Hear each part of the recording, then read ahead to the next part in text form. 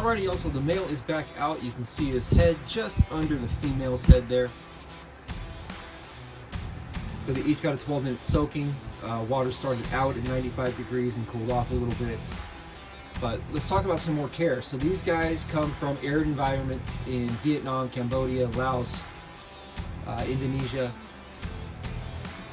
Very similar to bearded dragon, but they have a unique hydration needs. And this is kind of in my research why I keep coming across things saying that they're an intermediate species. They're not necessarily for beginners because they have unique hydration needs.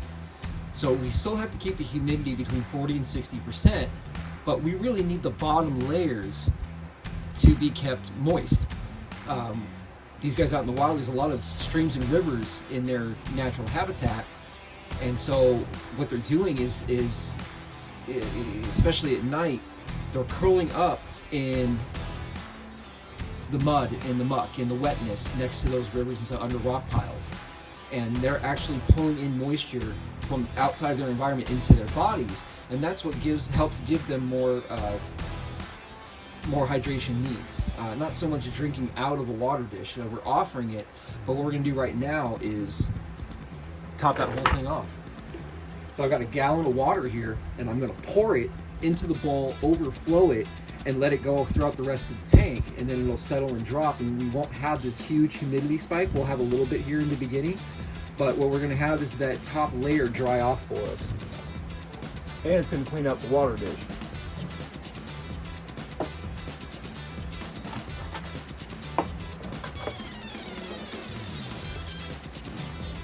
I think we might need to pull some of the substrate over too. All right, let's round this out with the rest of the care. So we went ahead and did the overflowing of the water dish. We've got a reed stack over here. So there's plenty of places for them to go in and hide, and we actually use that as a benefit. Their hotspot needs to be at 95 to 100 degrees. But we're using that reed stack to basically absorb some of that heat and bring it down through those rocks.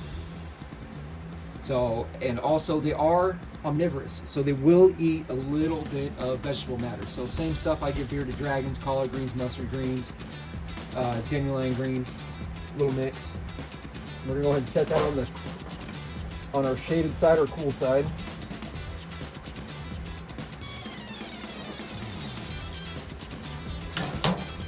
And then we're also supplying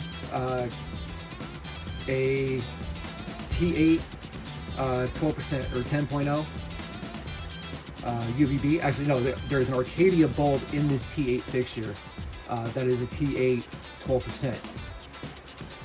Same as we would kind of get bearded dragons in a 40-gallon setup.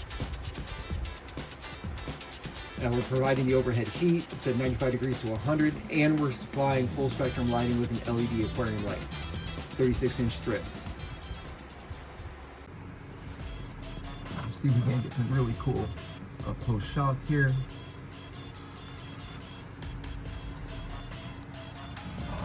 Hand-painted background done by me. Really proud of this background. It's great. So a couple of fake plants. Nothing major, guys. Nothing the big setup. I mean, we just got them home. You can see our humidity shot up a little bit there. Our ambience good. As I said, we're using this reed stack and the absorption of that heat to kind of throw more heat off into the enclosure. Because we just added all that water, we're trying to keep that top layer dry, but the underlying layer is wet. And then these guys are getting crickets as well, dusted. Supplement routine, calcium plus with D3 once every 2 weeks. Calcium every time we give crickets, and then Superbite twice a week. We're Pasture brand on all that.